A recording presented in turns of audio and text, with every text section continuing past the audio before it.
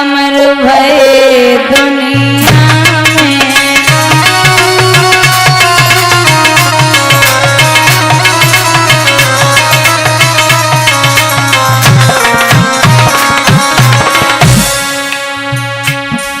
जे रावण से अभिमानी जने युद्ध करन की ठानी।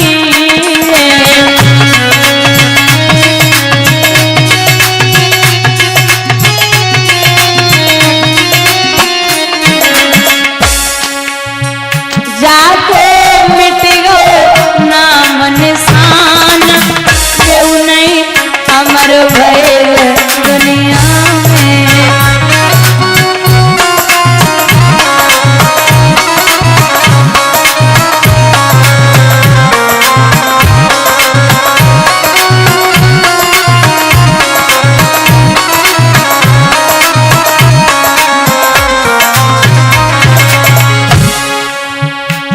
जे महावीर रणबंका सोने की जलाई गई लंका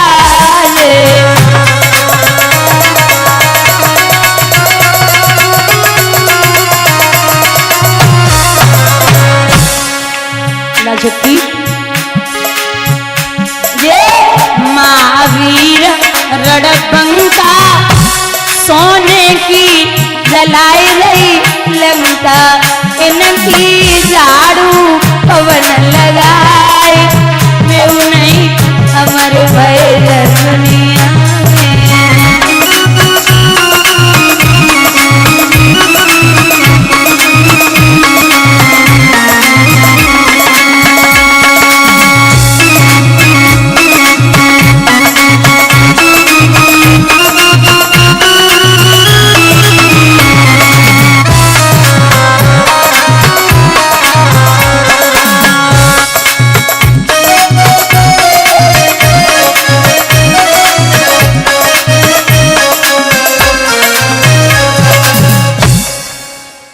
बोले कि अमर कोई नहीं हुआ, ये जो वरदान तुमने मांगे ही ये ले जा सकते हो। ठीक है। वरदान लेकर के हिरण्याकश्यप वापस आया, पत्नी से बोला कि हे देवी अब तो मैं अमर हो गया, अच्छी बात है, हमारा श्रृंगार भी अमर है नाथ, आपने बहुत बढ़िया किया। लेकिन हिरण्याकश्यप ने पूरी राजधानी में यह ढिंढोरा पिटवा दिया कि आज से हमारे राज्य में सब मांस मदिरा खाएंगे, मांस मदिरा खाए पिए, गुरु को कोई नहीं मनाएगा, माता पिता की सेवा कोई नहीं करेगा, और आज से जितने संत आपको दिखे सबको मौत के घाट उतार दो। ये ऐलान कर दिया। इतने उपद्रव बढ़ रहे, बाबा लिखते हैं चौपाई में कि जब जब होए धर्म की हानि और बाढ़े असुर अधम अभिमानी, तब धरता प्रभु विविध शरीरा और हरे दया निधि सज्जन पीरा। जब जब बाढ़े असुर माने राक्षस, अधम माने नीच और अभिमानी माने अभिमान करने वाला, तभी भगवान अवतार लेते हैं। प्रभु ने विचार किया कि उपद्रव बढ़ते जा रहे,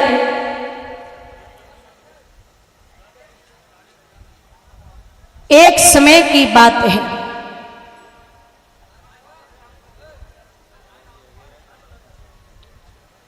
एक समय की बात है, अजामिल के मन में पता नहीं क्या उत्कंठा आई। सब राज्य में कुशल मंगल है, लेकिन उसने आसन उठाया और पत्नी से बोला कि मैं भजन करने जाऊंगा। अब मैं बता चुकी हूं कि महाराज भजन करने के लिए आप ये मत सोचो कि मुझे बुढ़ापा आएगा 60 साल के बाद ही भजन होगा, ये दिमाग से निकाल दो। और उम्र के हिसाब से ही सच्ची भक्ति करिए और सच्चा स्मरण करिए। आपको एक छोटा सा प्रसंग सुनाती हूं। एक गांव में एक मल्लाह रहता था, मल्लाह। तो जब तक उसकी बेटी शादी के योग्य हुई तो उस मल्लाह ने क्या किया, अपनी बिटिया की शादी के लिए गांव में एक सेठ रहते थे, उन सेठ से 1 लाख रुपए उधार लिए और कहा कि सेठ जी हमें पैसे दे दो, मैं आपके पैसे जैसे ही बिटिया की शादी से फ्री हो जाऊंगा आपको वापस कर दूंगा। ठीक है, 1 साल में बिटिया की शादी करने के बाद और जब पैसा वापस करने के लिए मल्लाह गया तो बुजुर्गों बहुत ध्यान से सुनना, सेठ जी को पैसा विद ब्याज के वापस दे। सेठ जी ने एक पर्ची लिख के दी और जवाब दो, ले भैया मल्लाह, ले भैया मल्लाह, हमाओ तुम्हारो हिसाब किताब है गो, अब तुम्हारो हम पे 1 पैसा ना, हमाओ तुम पे 1 पैसा है। ठीक, सो पर्ची लेके और महाराज मल्लाह ने जब पर्ची देखी तो जवाब दो, अरे महाराज कैसी बातें कर रहे हो, हमने तुम्हें पैसा वापस करे, हमाओ तुम्हारा हिसाब किताब पूरा है गो, अब रघुनाथ जी जाने, तुम हमें जब पर्ची का दे रहे हो, हमें तुम पे भरोसा है। सेठ जी के मन में लालच आएगो। सेठ जी ने कहा करो, मल्लाह से बोले जा भैया 1 गिलास पानी ले आ। सो मल्लाह उठ के गो, तब तक सेठ ने पर्ची डायरी में रख दी और दूसरी पर्ची पर उल्टो सीधो लिख के मल्लाह को दे दो। मल्लाह बोले जाओ, ना चाहिए, हम जब पर्ची ना चाहिए, रघुनाथ जी जाने। वो भगवान का बहुत बड़ा भक्त था। इतनी कह के मल्लाह चले आए। सेठ जी ने मल्लाह के खिलाफ मुकदमा कर दिया। बोले कह दिया कि इस मल्लाह ने 1 लाख रुपए लिए थे, वो पैसे वापस नहीं किए, महाराज इसलिए मुकदमा कर रहा हूं। मुकदमा हुआ। मल्लाह को तो बाद में पता चली, जब बुलावा आएगा कि कचहरी पहुंचने हैं, सो कोर्ट में पहुंचे। अब एक तरफ कटघरे में मल्लाह खड़ो और एक तरफ सेठ। हाँ, जज साहब बोले भैया मल्लाह, बोले जी आपने सेठ से पैसे लिए? बोले लिए साहब। जब लिए थे तब कौन था? बोले साहब रघुनाथ जी थे। अच्छा, बोले जब दिए तब कौन था? बोले तब भी साहब रघुनाथ जी जाने बे ही थे। सेठ जी बोले जब ले तब हूं कोई ना, जब अच्छा जज साहब ने बात पकड़ ली। बोले अच्छा दे, इसका मतलब ये है कि पैसे वापस किए हैं, ये झूठ बोल रहा है। मल्लाह से कही रघुनाथ जी कहाँ हैं? बोले साहब हमारे गांव में रहते हैं। अब जज को क्या पता कि रघुनाथ जी कोई, उन्हें लगा कोई आदमी है, तो बोले जाओ, जो सुनवाई 15 दिन बाद होगी। 15 दिन के लिए बर्खास्त। अब 15 दिन बाद उससे पहले सम्मन जारी कर दिए तो एक सिपाही रघुनाथ जी को घर ढूंढ रहो। अब रघुनाथ जी होए गांव में तब तो घर मिले। सो सिपाही पूरे गांव के चक्कर लगा रहे, भैया रघुनाथ जी को घर कहाँ है, भैया रघुनाथ जी को घर कहाँ है। सो लोग मंदिर को रास्ता बता रहे, बोले सीधे चले जाओ, रघुनाथ जी अंदर है। पुजारी ने देखो सिपाही को, बोले भैया क्या बात है, कैसे आए? जवाब दो, सम्मन है रघुनाथ जी के नाम। पुजारी ने पर्दा हटाई, बोले ये रहे रघुनाथ जी। सिपाही ने सम्मन वहीं डाले और चलो आओ। सोई पुजारी खोपड़ी पकड़ के बैठे गो, महाराज लोग तुम्हें ब्याह को निमंत्रण देवे, धर्म को कार्य करें, भागवत यज्ञ करें तब निमंत्रण देवे। आज पहली बार प्रभु तुम्हारे यहाँ काऊ के, तुम्हारे काऊ भक्त के सम्मन आए हैं, तो तुम्हें बगी हाजिरी लगाए हुए वो जरूर पहुंचने हैं। नाथ तुम्हें बगी गवाही देने हैं, तुम्हें जाने पड़ेगा। वो कहूं मल्लाह आपकी वजह से बेइज्जत नहीं जावे। वो पुजारी ने 15-20 ड्रेस इकट्ठी खोल के रख दी और जवाब दो, ले महाराज तुम्हें जौन सा मन करे वो ड्रेस पहने के जाइयो, लेकिन नाथ व मल्लाह की बेइज्जती मत है बे पाए। अब 15 दिन बाद जब सुनवाई वही तो जज साहब बैठे, आवाज लगाई, मल्लाह बोले जी साहब गवाह आए। मल्लाह बोले साहब आवाज लगाओ, जरूर आवेंगे।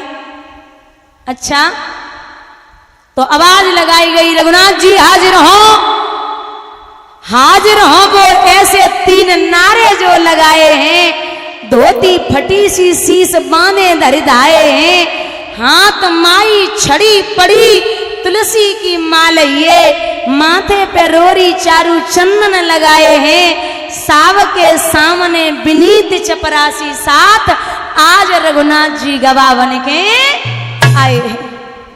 जो देखो कि धोती फटी, लाठी टूटी, दुबलो पतलो शरीर है और हड्डियां चमक रही, बूढ़े से पहुंचे, बोले आप ही रघुनाथ जी हैं? बोले हाँ महाराज हम ही हैं। तो बोले जी बताओ, जब पैसे दिए थे मल्लाह ने लिए तो आप थे? बोले जी साहब थे। बोले जब वापस किए तब थे? बोले जी साहब थे। सेठ जी बोले कितना झूठ बोलता है, तू कब था? वहां पे तो कोई था ही नहीं। रघुनाथ जी बोले साहब झूठी तुम कह रहे हो। सेठ जी एक काम करो, एक सिपाही को भेजो, सेठ जी की अलमारी में 3 नंबर खाने में एक डायरी रखी, बाकी अंदर एक पर्चा रखो, वो निकलवाई ले। सो रघुनाथ जी ने जैसे ही जब बात कही, अलमारी से वह डायरी निकलवाई गई, वह में पर्चा निकलो। तो सेठ तो बाइज्जत, वो सेठ जी को सजा हुई, मल्लाह बाइज्जत बरी किया गया। लेकिन जज साहब जब अपने चैम्बर में पहुंचे तो दिमाग लगाए रहे कि हमारी एक बात समझ में नहीं आई रही, ये सेठ कह रहा था कि कोई था नहीं और मल्लाह कह रहे कि रघुनाथ जी थे। सो मल्लाह को सिपाही को बुलाओ जो सम्मन लेके गो। सिपाही से पूछी जे बता सम्मन किसको दिए थे? सिपाही डर गया, साहब एक मंदिर में डाल के हम चले आए, और रघुनाथ जी थे, वहां उनका मंदिर था। अच्छा मल्लाह को बुलाओ। बोले रघुनाथ जी कहाँ रहते? मल्लाह बोले साहब जहां हम रहते। बोले तो तुम कहाँ रहते? बोले साहब जहां रघुनाथ जी रहते। बोले तुम दोनों कहाँ रहते? बोले गांव में मंदिर है वहां रहते। सो जज साहब हाथ पकड़े के मल्लाह को मंदिर के सामने पहुंचे। बोले कहाँ है रघुनाथ जी? सो जैसे ही पर्दा हटाई, महाराज जज खोपड़ी पकड़ के बैठ गए। ये वृंदावन की एक सच्ची घटना विद्वान कहते हैं कि जैसे ही खोपड़ी पकड़ के बैठे और बहुत तेज रोए, तो लोगों ने पूछा कि अच्छी बात है आपको दर्शन हो गए, आप क्यों रो रहे हो यहाँ? तो जज खोपड़ी पकड़ के और इतनी तेज रोई के बोले दादा कि सुख सारद नारद शेष गणेश के नहीं ध्यान में आते रहे, सो आज विनीत अदालत में के वटा के गवाह बने आते रहे। बोले तो रो क्यों रहे ये बताओ? तो जवाब दो, कुछ मत पूछो। दिक्कत ये है कि सुख दो क्यों दरस दियो को भयो, दुख नाई की जो तज जाते रहे। अरे पुजारी बोलो साहब रोई काहे को रहे हो? तो बोले कुर्सी पे बना जज बैठा रहा, जगदीश खड़े समझाते रहे। रो में इसलिए रहा हूं कि घंटों तक हमारे रघुनाथ जी अदालत में खड़े खड़े गवाही देते रहे, और मैं इतना परेशान, इतना पापी हो चुका हूं कि मैंने एक बार अपने रघुनाथ को खड़े होकर के प्रणाम नहीं किया, एक बार मैंने कुर्सी नहीं छोड़ी, मैं इतना अभागा हूं। वहीं पर जज ने इस्तीफा दिया और संत बनकर के वृंदावन में बांके बिहारी के मंदिर के बाहर बैठे, और बांके बिहारी की तरफ मुंह नहीं किया, पीठ करके बैठ गए। तो लोगों ने पूछा कि यहाँ लोग दर्शन करने आते हैं, लोग स्तुति करते मांगते हैं भगवान को, लेकिन तुम पीठ करके बैठे हो, क्या कारण है? तो जज रोए के बोले कि एक दिन जो हमारी अदालत में गो तो हमने जाको बैठवे की नाई कही, आज हम जाके दरबार में आए तो जासे कैसे नजरें मिलाए पाए, और जो अगर पूछे गो कि तू खड़ो काय को नाई बहु, तो हम जाको का जवाब दिए। तो दिक्कत यही है कि कुर्सी पे बना जज बैठा रहा, जगदीश खड़े समझाते रहे। कहते ना कि पता नहीं किस रूप में आकर नारायण मिल जाएगा, कोई भरोसा नहीं। तो निवेदन करती हूं कि अगर दरवाजे पर कभी भी कोई भी संत या ब्राह्मण या कोई अतिथि आ जाए तो पता नहीं कौन से रूप में भगवान आपके यहाँ विराजमान हो जाए। सबका आदर सम्मान कीजिए और सबके साथ बैठिए। यहां हिरण्याकश्यप को देख के देवताओं ने विचार किया कि अगर ये ऐसे ही तपस्या करता रहा तो ये अमर होने का वरदान प्राप्त कर लेगा। जाकर के गुरु बृहस्पति जी पहुंचे। गुरु बृहस्पति जी ने एक तोते का भेष धारण किया और एक वृक्ष पर बैठे।